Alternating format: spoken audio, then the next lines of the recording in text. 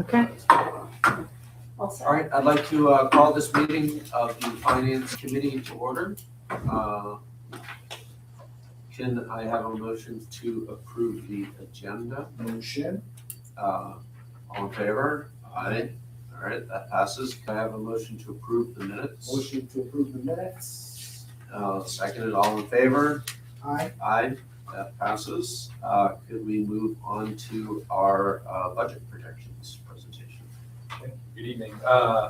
Zach Scott, Deputy Superintendent. I'm happy to open us up, and then Mr. Patisi will walk us through the details. So a couple things both on planning for next year as well as this year. So next year, we're starting to work with our schools on the early part of their budget allocations. Oftentimes, they're like the logical kickoff is when we get the governor's budget, and so we know exactly what revenue. That's a really good starting point. That's not come out yet. We expect that coming in the next couple, hopefully days or weeks. And so I think our next, when we'll be back with the finance committee next month is where we'll be able to dive in a little bit deeper to next year. So the goal for today was to give a sense of, I know we talked about this as an ask, is looking at current year projections and how we're trending for fiscal year, the current fiscal year that we're in.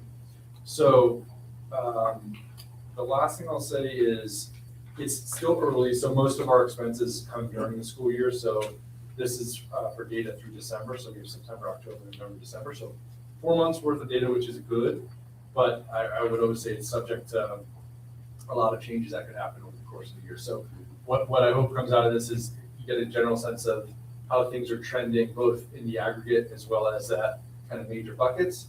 And just from past experience, this gives us a pretty good sense, like how I think of this is we know for like way above budget or way under budget now, and then over time, we get more and more information. So the headlines, which I don't want to steal, is like budget is trending good. We are projecting a slight surplus. Again, it's early.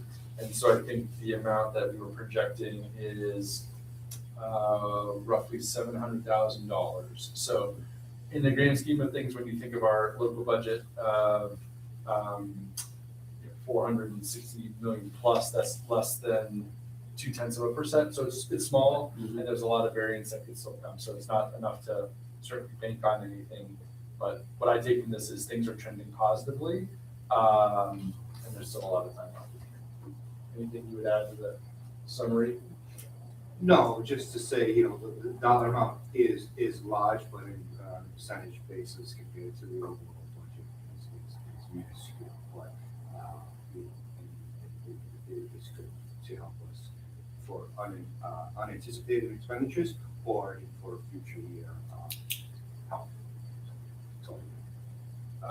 So maybe what we can do is walk through the memo, which kind of summarizes the line by line on the other page. But before we do that, any questions on overall what this is, or if not, we can dive into some of the summary by kind of both first by revenue, then expenditures, then by category.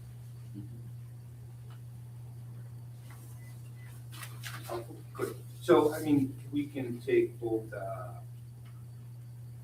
items in tandem, look at them side by side, so we know where we're looking on the detail and then in the executive summary.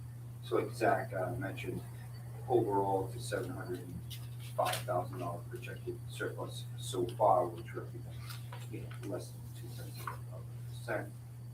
It's composed of obviously additional revenue projections that we're seeing and some savings in expenditures. So $200,000 projected so far on the revenue side, with a savings of $505,000 on the expenditure side.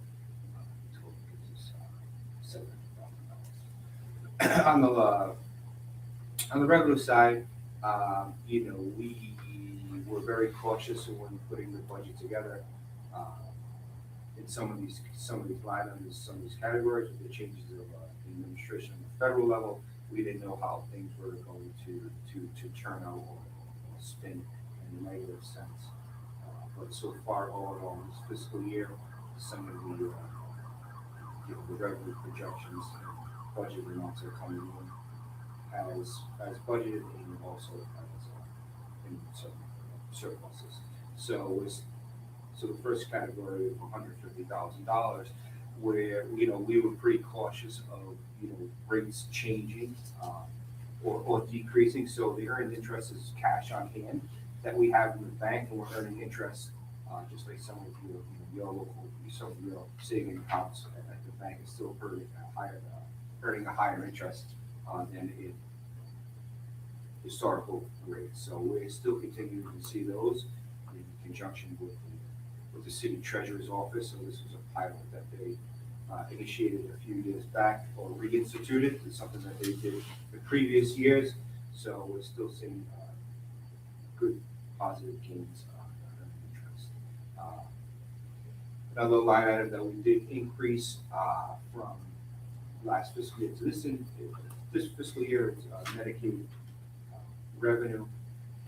We saw some increased trends for students seeing increased services, and also there was changes at the state level that more providers could bill for fees of service, and also those fees increased over time. So last year, we saw a nice gain, but we were hesitant to increase the budget that much because we didn't know if there was going to be Medicaid change at the federal level, or like I said earlier, some of those changes have not happened, and they still continue to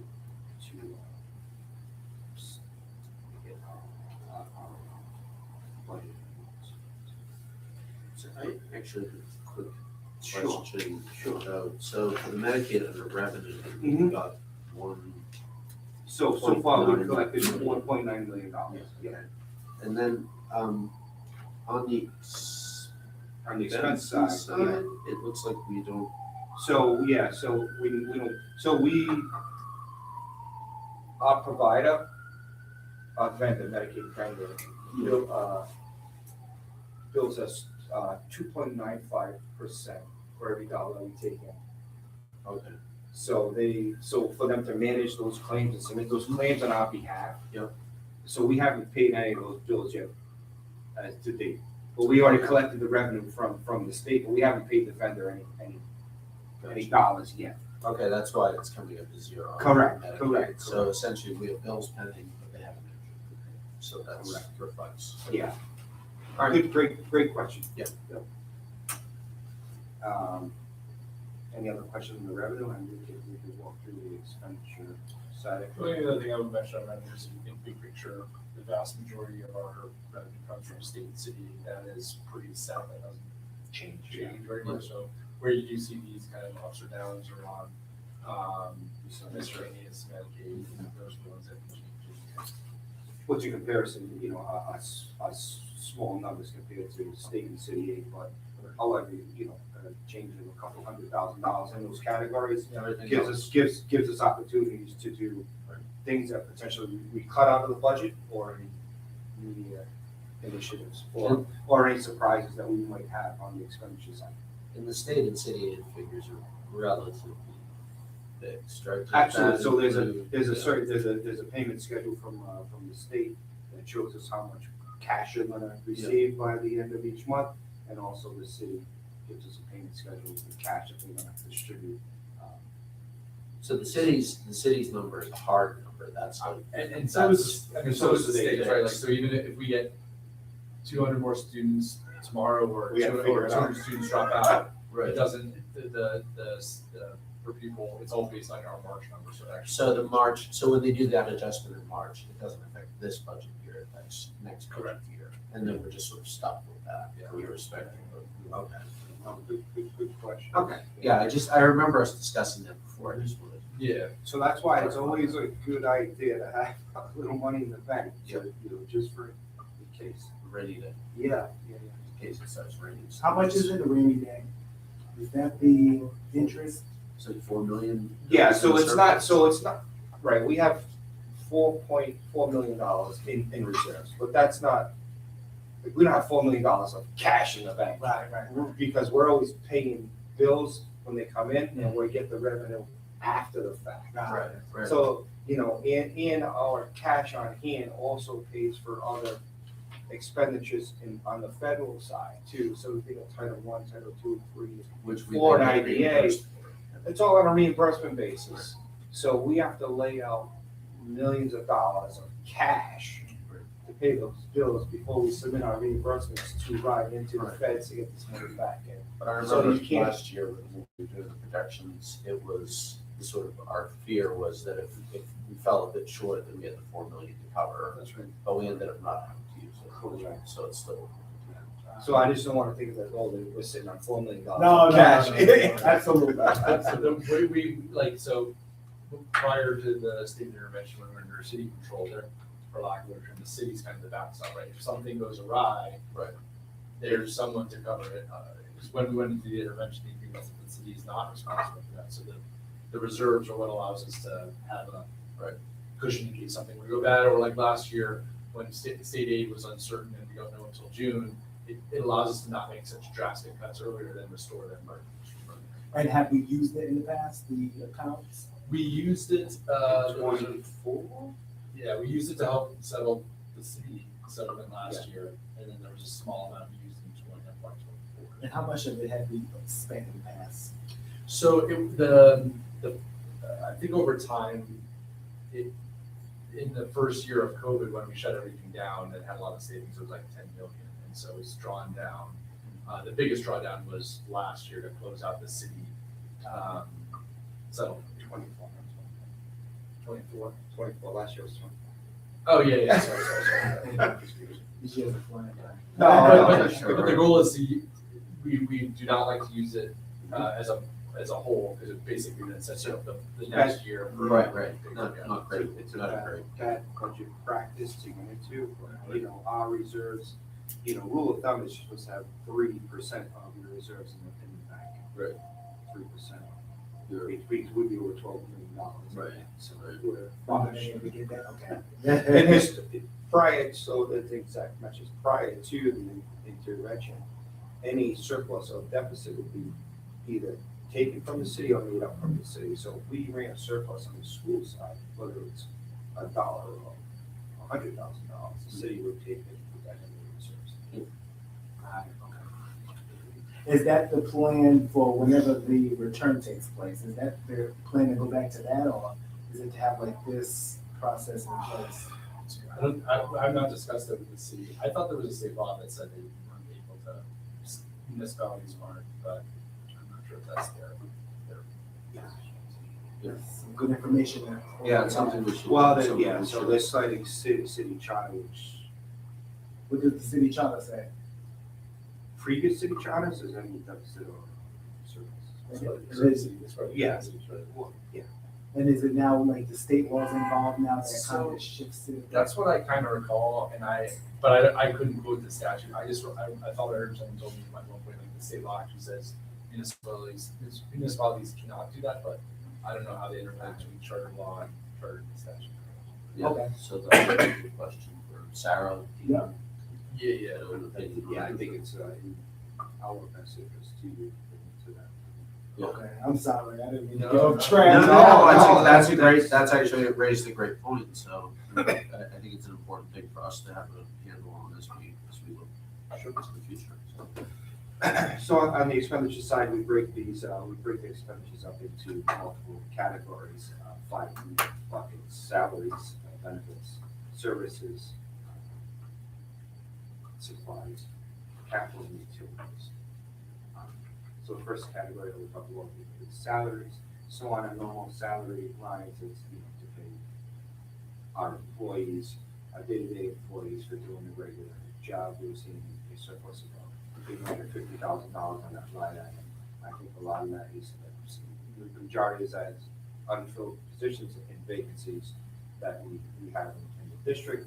What you'll see in subs and overtime, there's a deficit in those amounts, so it's paying our current employees, to make up those differences in those vacancies. Whether it's through substitute coverage or 6-period coverage for our teachers to provide continuous instruction to our students. I think, in some of our core content areas, and especially in our special ed populations, we've been offering 6-period coverages to make sure that that certified teacher is providing services to those students to grading, homework, and so on and so forth. So there's a lot of benefit to have that certified teacher in there, but it's also expensive. And the thing I would, and we'll see this as we go through, the salaries and benefits are by far the largest group. So they're about 3/4 of our total budget. So again, the overall number, when you see the variance, the absolute number looks large, but if I'm doing my math right, between salaries and benefits, if it's a little over $300 million and it's about a $500,000 variance, it's, within, it's like less than 0.25%. So it's small. Yeah, I think it's pretty. That we run a surplus of $600,000, $270 million salary line.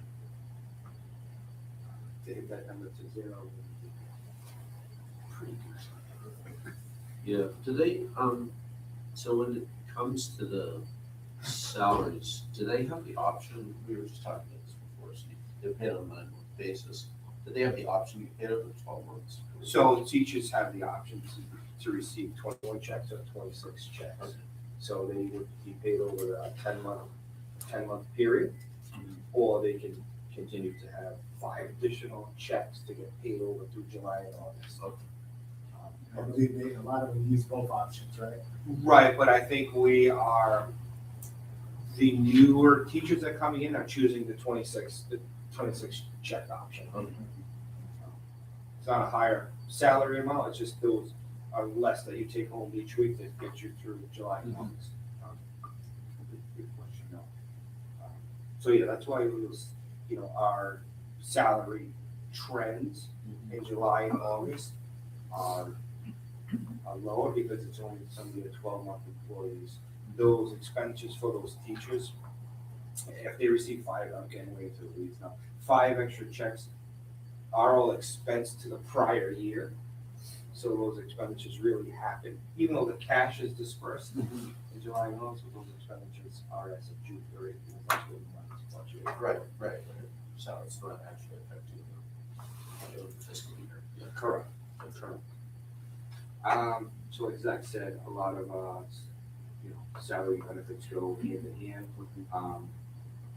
Some of the larger items that we would, so your dental, your medical, your FICA, your retirement, all hand in hand with some, your surpluses and your salary lines. But, we are seeing, we budgeted a large amount for unemployment, and was our claims coming in $175,000 lower this year than budgeted. After seeing probably a $900,000 expenditure in fiscal 25, we toned that number down, but still, looks like we will see a surplus in there. On the negative side, we're recognizing a lot of employees that are on workers' compensation right now, so that's why we're seeing negative $200,000. So we're seeing a lot of workers' compensation medical bills that are higher than usual, given the higher compensation. The last one was 175, so some of those claims, pay for scarring, so on and so forth, so it's obviously a large number. Yeah, so we recognize a large medical claims and scarring. Is that accidents or is it Could be, could be a multitude of things. Hurt them, like a school property, twisting, surgery, or a court, I'm not a lawyer, but Right. was scarring. Yep. So, next bucket. Really quick, Sure. Unemployment, does this typically sort of kick in when like we have to make cuts and people apply for unemployment? Since we're self-insured, so we're eligible to collect my understanding is you're eligible to collect, the state puts you on automatically, then we have the option to contest those claims and we get a refund in previous months. But all of that stuff goes through our legal department to see if that employee is eligible to collect. Because most of, we don't do many, there's not like people laid off or terminated Mid-year. mid-year. A lot of this is based on stuff that happened last year. So like a few years ago, we did have a number of like layoffs and that number was higher. It was lower this year, but because we didn't have as many, we haven't as many, that's why from last year we have. Okay, next big bucket is services. So if we think of services, it's, our transportation, speech services, medical services, anything that is potentially vendor related that is providing a service to the district, custodial, so on and so forth. What we are recognizing now is because we are contracted with some legal services, we're seeing those potential numbers come about $100,000 higher than budget for outside legal counsel. I don't know if you want to speak to some of the roles that went on the field in the HR department, and we'll have to rely on outside counsel to.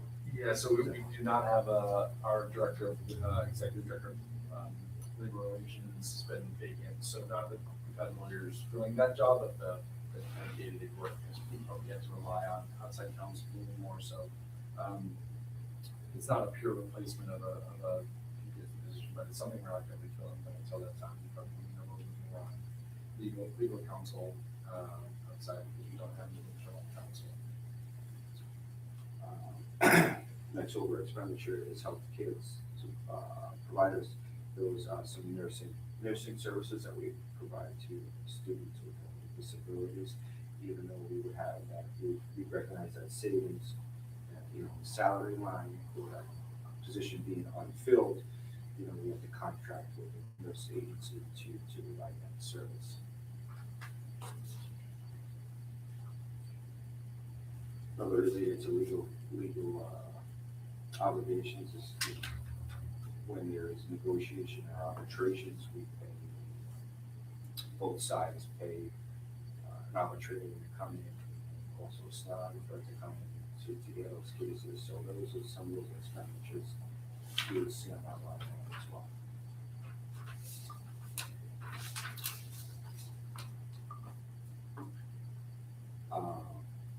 Just some more smaller deficits, but postage is trending to be about $2,000 over. Around fire and safety for $5,000 over. We had some small repairs in some of our schools that were unanticipated, so that's what that is there.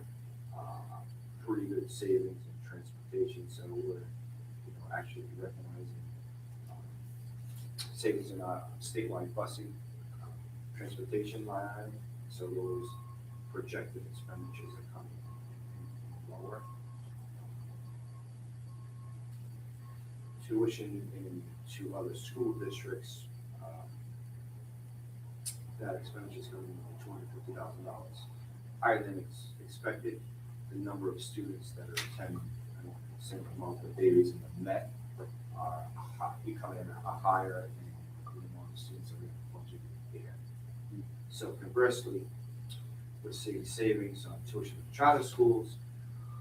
We're seeing about 100 students less attending charter school. I think the enrollment is down through the state, and I think the charters, you can see by the numbers, the charters are seeing that to enrollment loss as well. So. And that's where, so with charter schools, obviously this, we do not get the state aid, so that regardless goes to the charter schools based on their money, but we have to pay out a portion of The city's contribution to us, that's where it says. And so that is something that is, if enrollment changes during the year, if their enrollment goes higher and lower, we pay out more or less. In this case, they see, as we've seen fewer students enroll in year, I think it seems to be that similar thing happening at charter schools as well.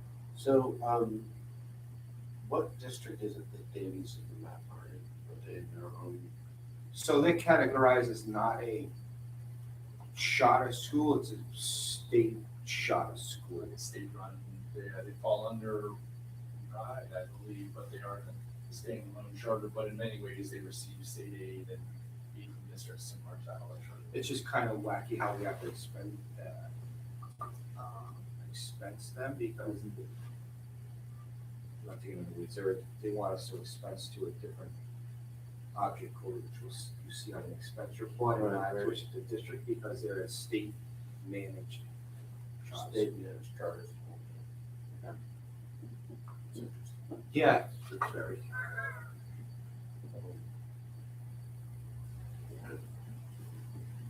Next category, supplies, and whatever additional expenditures we have offsets to cover those, which nets to zero. As we talked about earlier, it's too early to recognize whether there will be surpluses in capital group, because a lot of that money is handed out to the school level. And right now, they're on track to spend whatever they had budgeted, so it's too early to say when they're not gonna spend. Our anticipation is they're gonna spend the dollar amounts are allocated to the school. I would say it's right, the computer hardware is when we do our spring Chromebook purchases for the following year, that would come out of there, so that's where you'll see a big, that's why I assume it's over here that the Chromebook purchase that will happen here. Yeah, the 369 initiative is in the $1.8 million budget line. We haven't made that purchase yet, but our plan is to make that purchase. So that's why anticipation of surplus of the specific line item category.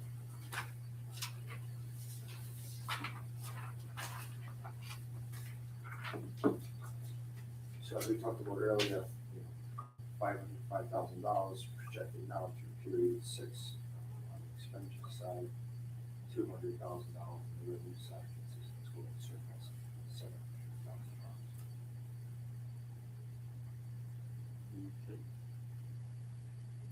What's the line item, it's $77,000? Fuel? Yeah, Is so- that like, Okay.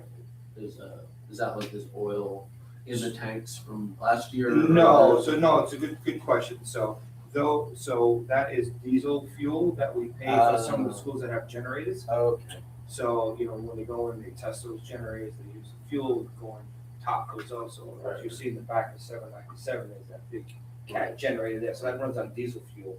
So the more power outages we have, the more that. In testing and upgrades and, stuff like that. We have to budget something for them. If we don't use it, hey, it goes back into the surplus, but it's in our best interest to use it, to use our budget. Yeah. Those are big machines. Yeah, I think fuel's only stable for so long. If you don't have the stabilizer in it. Yeah. Even with it, but how many years out? The folks that have boats, lawn mowers can attest to that. Yeah. That's snow blowers. So there was one other thing that I meant to ask. Sure, about that I had forgotten as we were going through it. And that was the data, I forgot where it is, the data processing. Mm-hmm. Yeah, so it looks like, At the top. yeah, this so right down here. It looks like we're already used all our data processing money for the year. What is that? That's us. So that was, the majority of that money was our Skyward system. So there could have been additional consulting hours that the team needed, Okay, to help with the programming. Skyward is the, SIS system, student information system, yes. oh, okay. Is that like, what kind of system? Like who owns it? Or is it like SQL based, or is it It's a good like question. a proprietary thing, or is it? Yeah, and I think across the state, there might be 2 or 3 different. So RIDE puts out an RFP for the student information system. Okay. They say there's these 3 vendors that responded. You can go with these, because all our data has to talk to their system, has a, Our school, Yeah. so,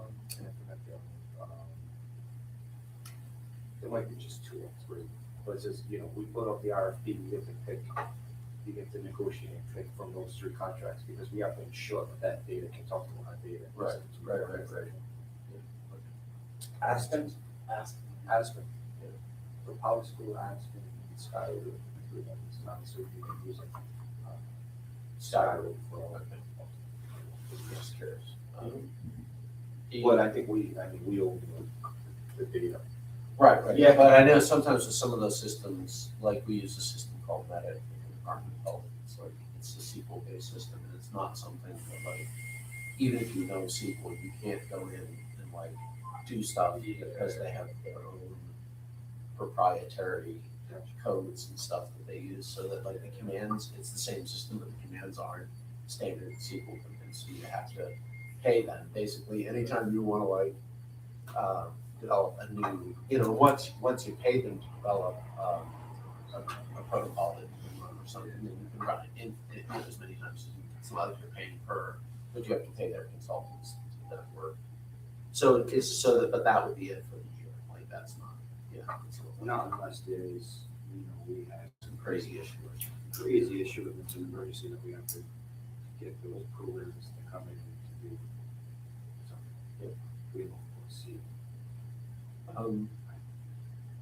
I think this is, I don't have any other questions. Do you have any other? Yeah, I do. With transportation, so what are we doing what are we doing as it pertains to, I think, having that at a lower cost this year than we probably haven't done in the past? Why is it coming lower this year? So we're seeing less students that are recognizing displaced students or homeless students. So that was been a higher number in previous years. I think in 1 year we spent over $1 million unexpectedly to transport those students. A lot of less students going to CTE programs out of the district, and also those that provide carries their private parochial students as well. So less riders in those groups, and also, out of district special ed placements, those buckets or groups of students that provider takes from us. So if that ridership is down in any of those buckets, we recognize the savings on our end because they charge us per student per mile.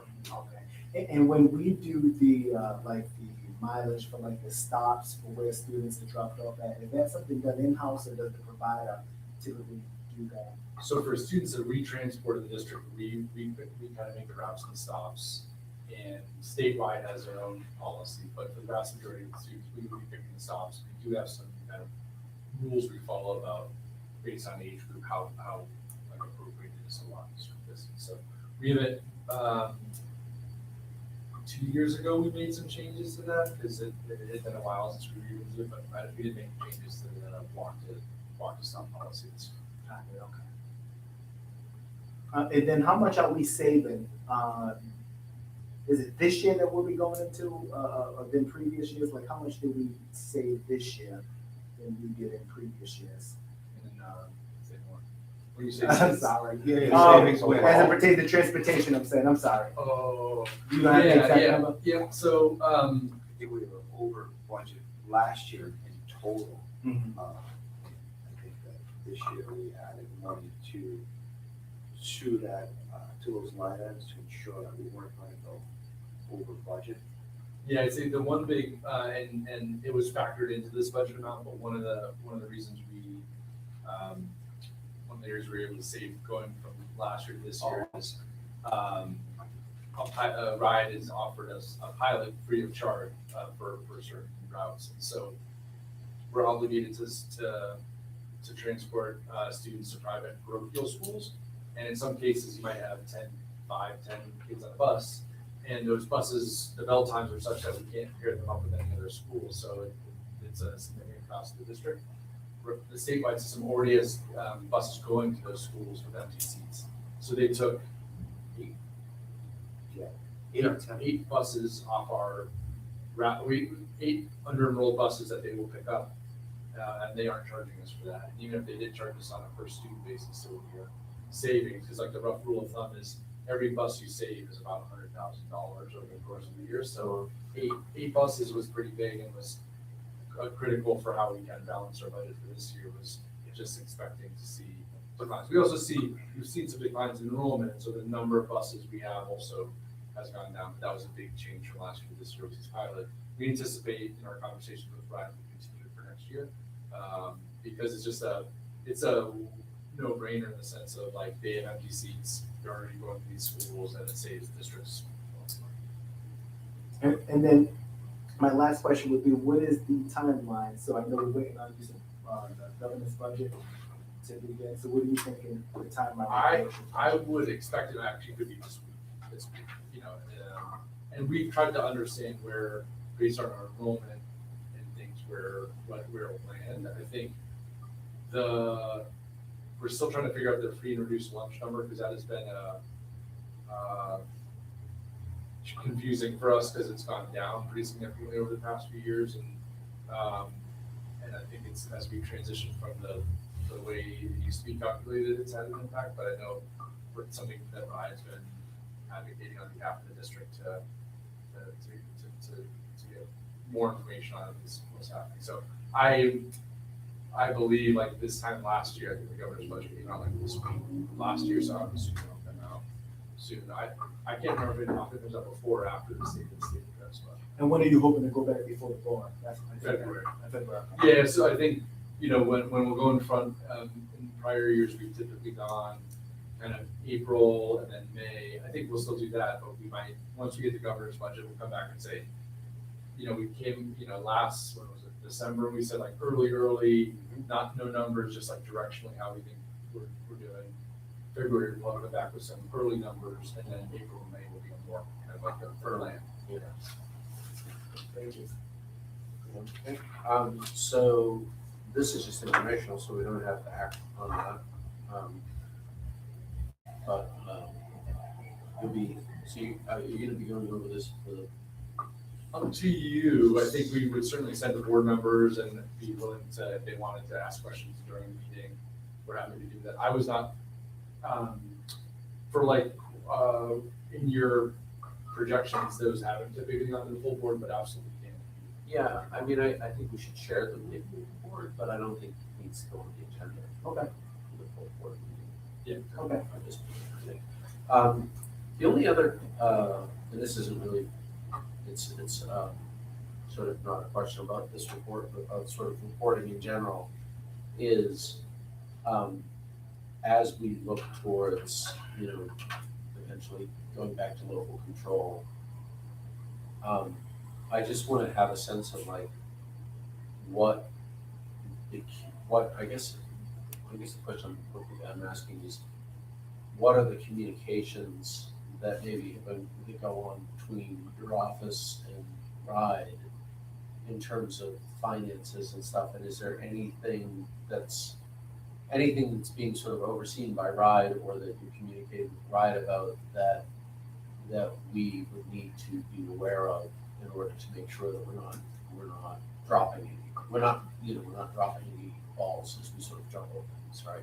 Like, What would you say? I mean, I think I guess I just don't even have any sense of like how involved they are with overseeing. I would say, I mean, we will share similar both early projections and things like that. They are beyond that, looking at like more in depth than this, frankly. So I think in terms of what will change, I think the commissioner ultimately it's her. She's obviously has the authority to sign and approve our budget. That obviously would go to the school board. So it would just be making sure, there's typically a vote then in June when we have our budget, and then I think in the past it was in September once all the aid is finalized. So we brought everything to the board. I think the mechanism might be from a recommendation to an approval. Right. That would be Yeah. I think some of what we talked about is the interactions we have with the city is going to, and information sharing, because we share information, but how would I put it? under the intervention, there's been an obligation for the city to fund it a certain amount, but they don't have the authority to kind of direct the district. Right. But, I know in the past, and I know, whatever, probably not for us to decide, but in the past, the city obviously there was more insight that they had into the finances of the district. Right. So, So that's something we need to kind of figure out.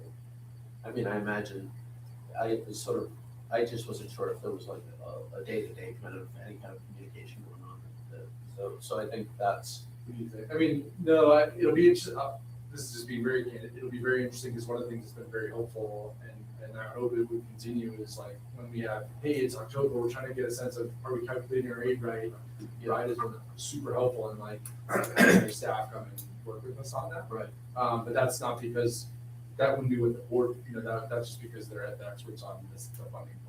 and how much money they're getting you, Right. right. So So hopefully that would continue. Yeah. We But would, there's not as much Yeah. day-to-day, like, they're not, Do how do you fiscal management? would say. Not day-to-day fiscal management, no. so no, I just want to make sure, because I don't envision our role as being,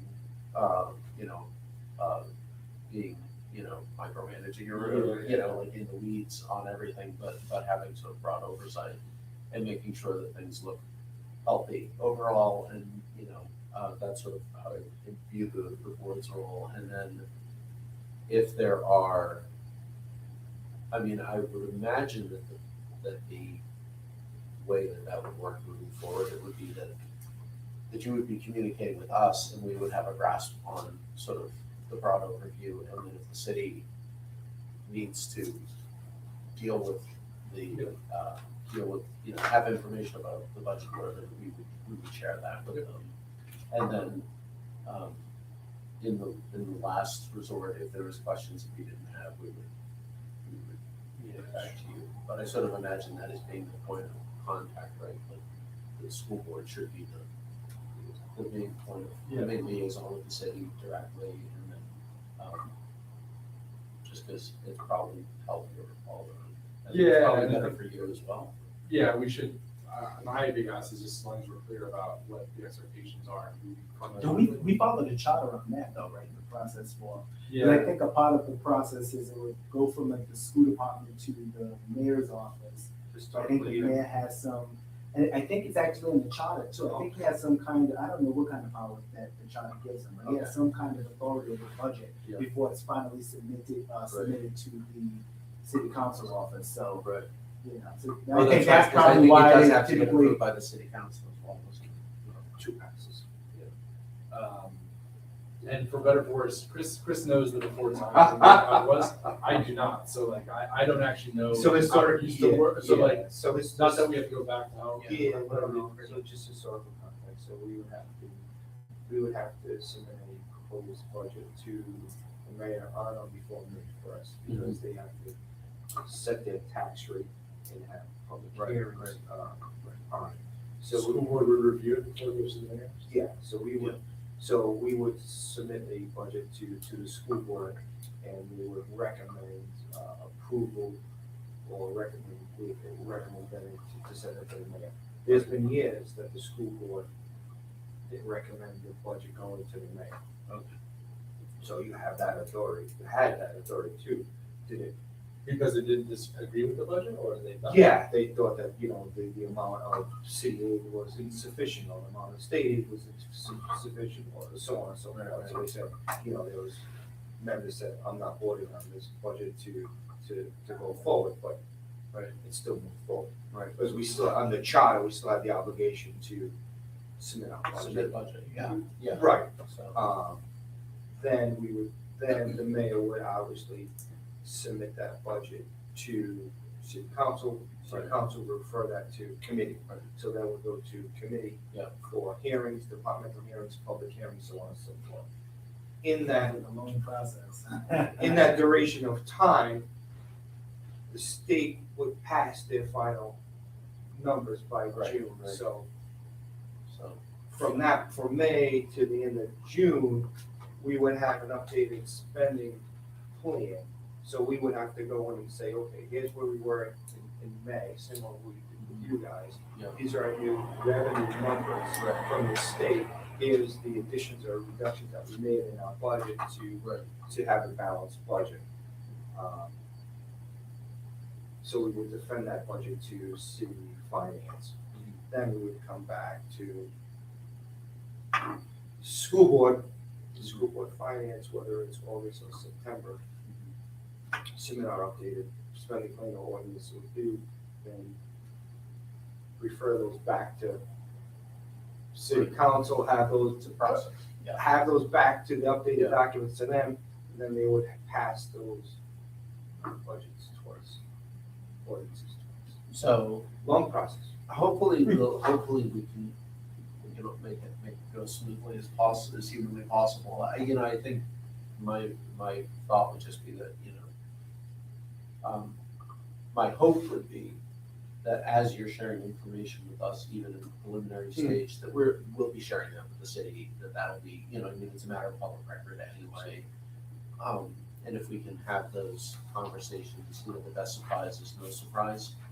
So, if we do run into a situation where, projecting a shortfall or something, we can have those conversations early, and it can be less nail biting and dramatic when the actual work needs to happen. So,